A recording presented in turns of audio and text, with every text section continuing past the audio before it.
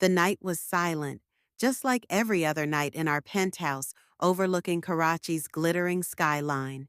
But something felt off.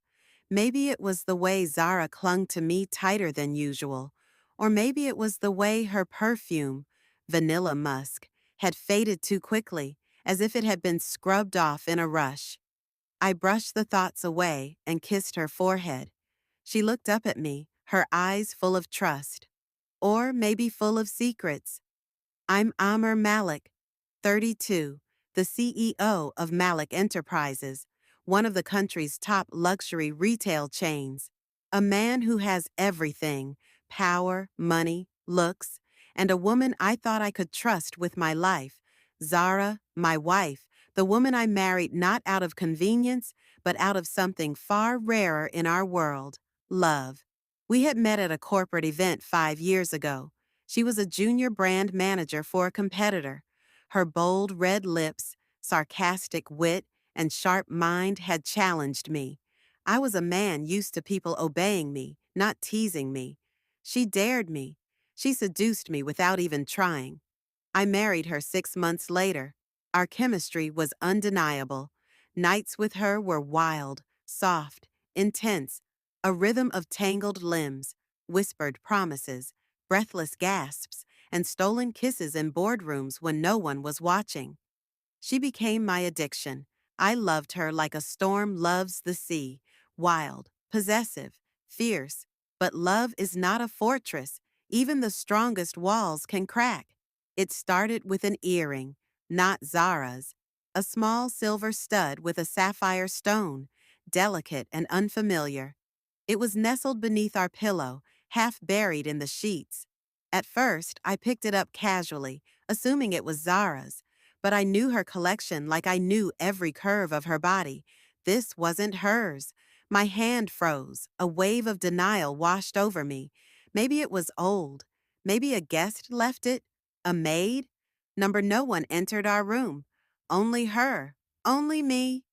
I didn't say anything. Instead, I watched.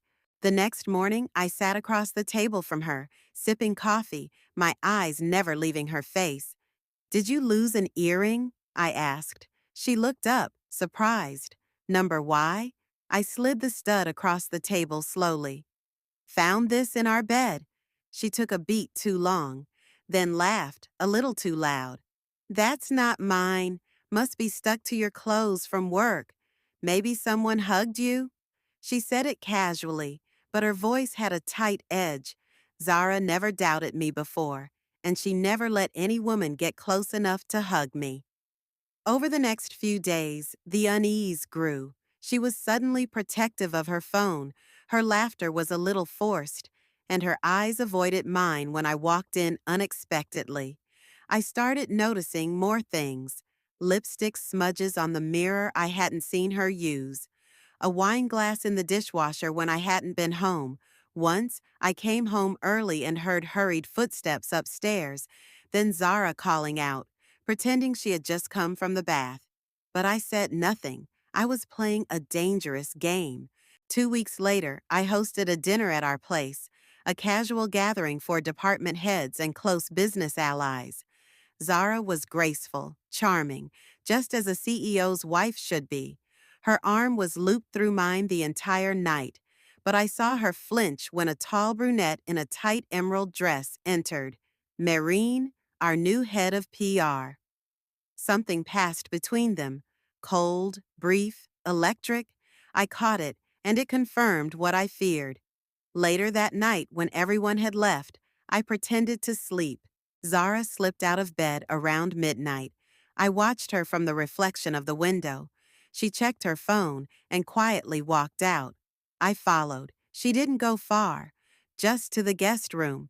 I cracked the door silently and heard a soft whisper. "Don't text me. I'll delete it."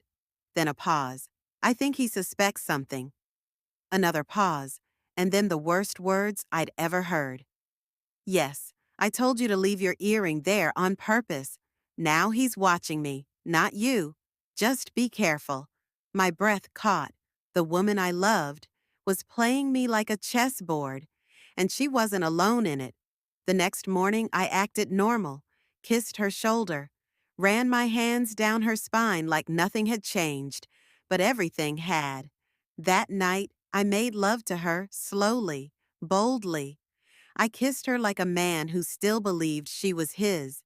She responded with the same intensity, her fingers tangled in my hair, her body arching into mine, eyes half closed in pleasure. "Do you love me?" I asked, whispering against her lips. She gasped. "You know I do." And I smiled. Liar. I needed proof, real proof. So I hired a private investigator, discreet, reliable, expensive, but worth every rupee. While I played the loving husband, the investigator followed her, took pictures, logged every call, every message. 1 week later, I had a folder full of images.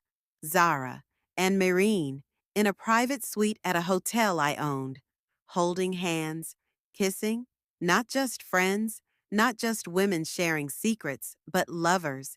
It was never a man she was hiding. It was another woman, and I hadn't seen it coming.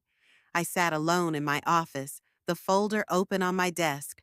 My hands trembled, not with anger, but heartbreak. Betrayal is betrayal, whether it's with a man or a woman.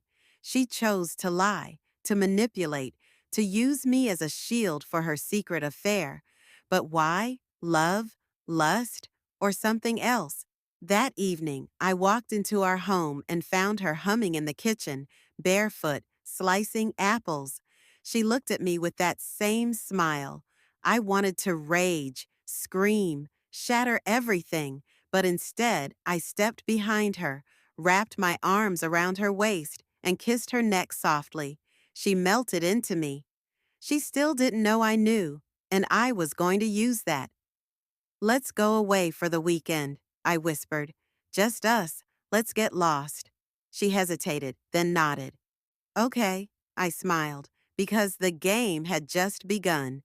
And in the next part, she'll find out what it means to betray a man who loved her blindly. To be continued.